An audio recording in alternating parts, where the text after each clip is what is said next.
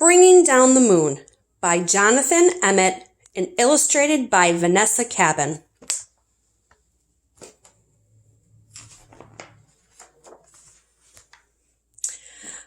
Hot diggity, exclaimed Mole as he burrowed out of the ground one night. Whatever is that?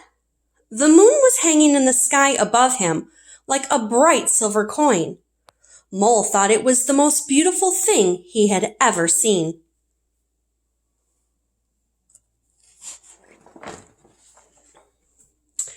Whatever it is, I must have it, Mole said to himself. I know, I'll jump up and down and pull it down. Thump, thump, thumpity bump.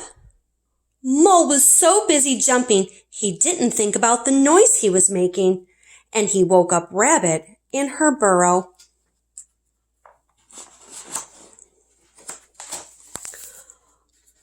Mole, said Rabbit, what on earth do you think you're doing?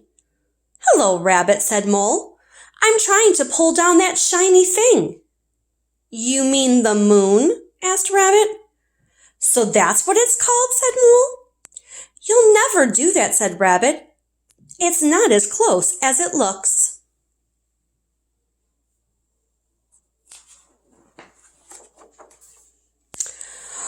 But Mole would not give up.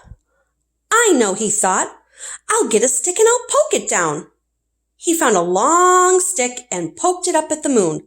Swish, swish, swishity swish. Mole was so busy poking that he tripped over Hedgehog in his bed of leaves.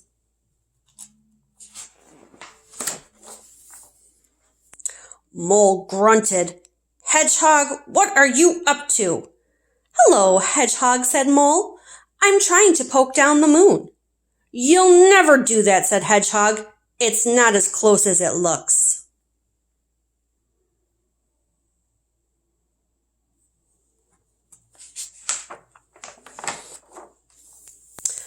But Mole would not give up. I know, he thought. I'll throw something at it and knock it down. He found some acorns and threw them at the moon. Plink, plink, plinkety-plink. Ouch, said Squirrel. Mole, have you gone nuts? Hello, Squirrel, said Mole. I'm trying to knock down the moon. You'll never do that, said Squirrel. It's not as close as it looks. But Mole wanted the moon so badly. He would not give up. I know, he thought. I'll climb a tree and carry it down. Mole had never climbed a tree before. It was hard work, and he was scared to be so far from the ground. But he kept on going until he saw the moon resting in the leaves above him.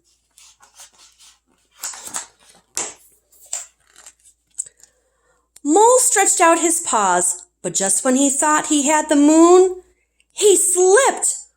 Oh, eek, ouch, ooh. And Mole tumbled down and landed splash in the middle of a puddle.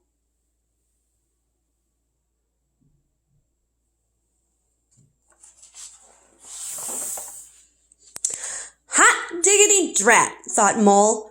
I almost had it that time. Then he noticed something floating in the puddle beside him.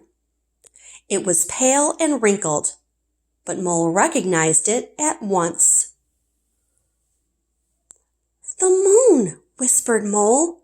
It must have fallen down with me. He reached out to pick up the moon, but as soon as he touched it, it broke into pieces and vanished. Mole sat in the puddle and cried. Rabbit, Hedgehog, and Squirrel came running up. Are you all right, Mole? Asked Rabbit. I'm all right, sobbed Mole, but the moon isn't. I pulled it down and then I broke it, and it was so beautiful. And now I'll never see it again.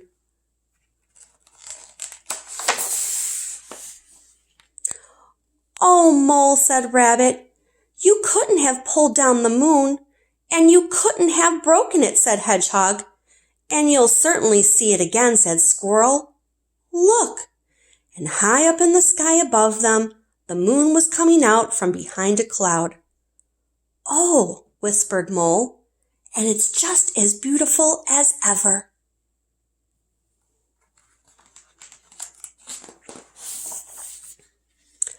Mole, Rabbit, Hedgehog, and Squirrel stood and stared up at the moon together. It is beautiful, said Rabbit. Very beautiful, said Hedgehog. Very beautiful indeed, said Squirrel. Yes, said Mole, but it's not as close as it looks.